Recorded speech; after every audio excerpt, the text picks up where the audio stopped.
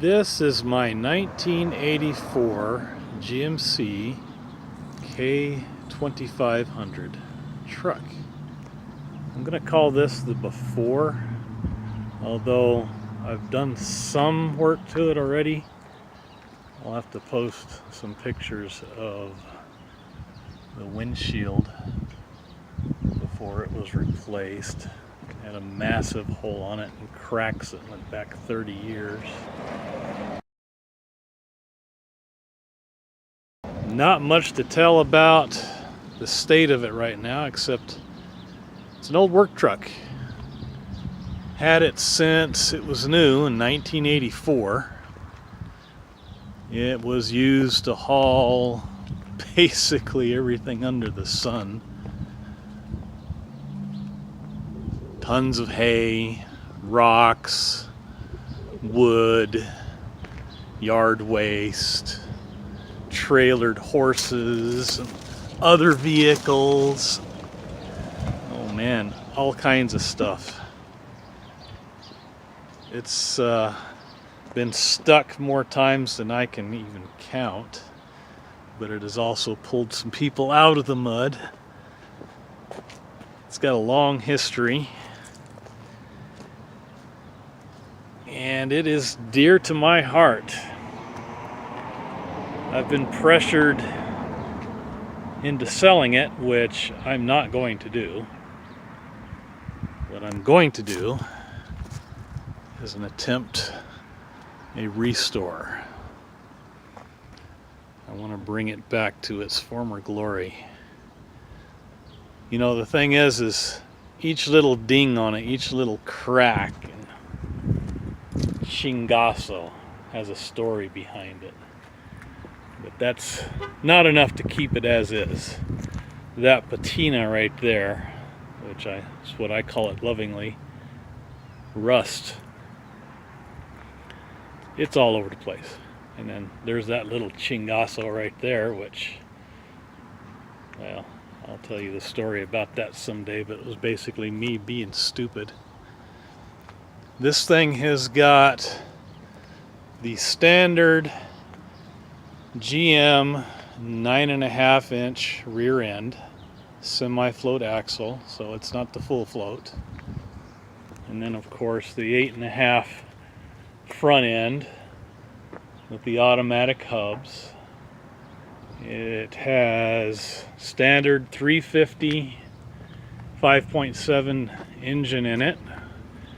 And opening up the cab here, you can see automatic TH400 transmission. Look at that dash. Boy, if that dash could talk. So many stories. This is the Sierra version, which means it was the no frills, absolutely nothing special edition. You can even see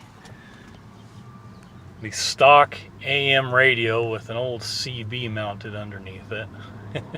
Yes, it still works, believe it or not. Standard floorboard. Under this thing, it's all torn up. You know, years and years of going through the mud and tracking it in.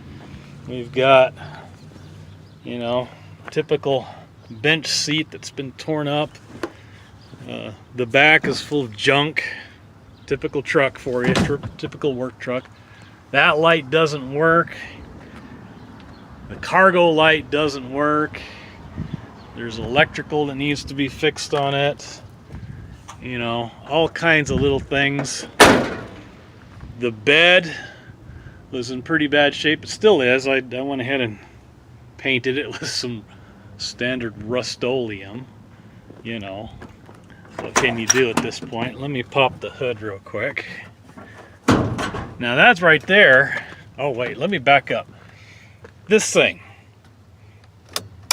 turn signal. That thing was completely broken off. I had to tear this whole thing apart and replace some parts inside. The actual switch and the little gear thingy that goes in there was broken.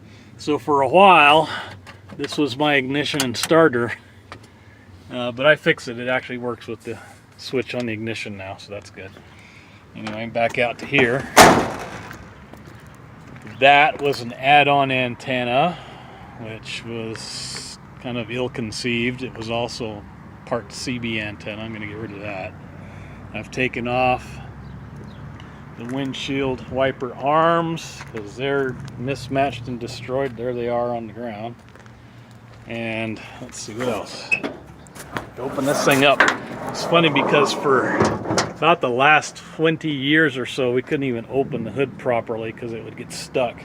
So I went ahead and replaced that finally. Here's under the hood. Pretty much standard fare. 350 engine. It had air conditioning. That's been ripped out a long time ago. It needs some stuff done. It's got new spark plug wires, but I need to put some standoffs on it. There's the battery, you know, held on with a nice little rubber strap as usual. This thing's not even on there right. Gonna have to get a new carburetor at the very least. Got some leaks down there. So, you know, there's some engine issues that need to be taken care of. It's still pretty solid. It's running pretty strong. You can see that it's got no air conditioner compressor. That's going to have to be replaced along with all those other parts. Had a smog pump on it. That's been torn out a long time ago.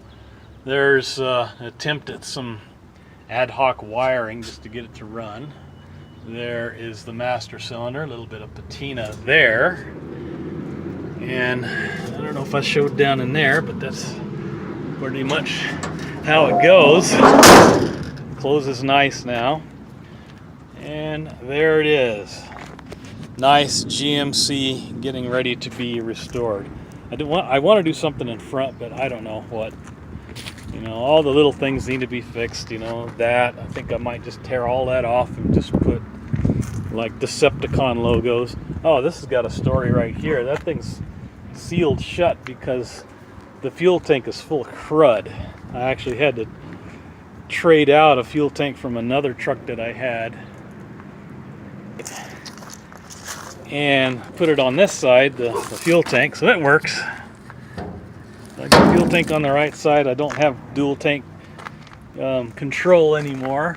There's a little things there, you know, that's your basic situation there with the rims and little dents and stuff. So there it is.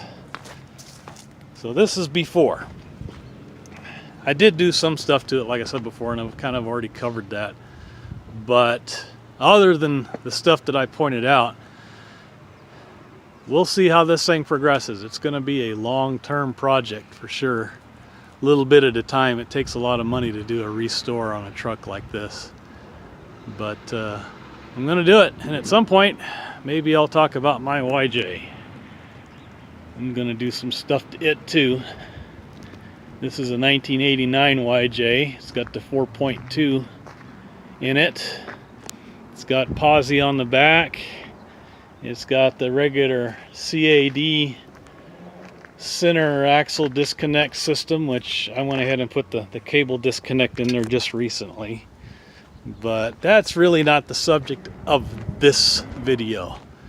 We're going to concentrate on this one. I call it Megatron. I don't know why, I just do. So stick with me and we'll see what happens.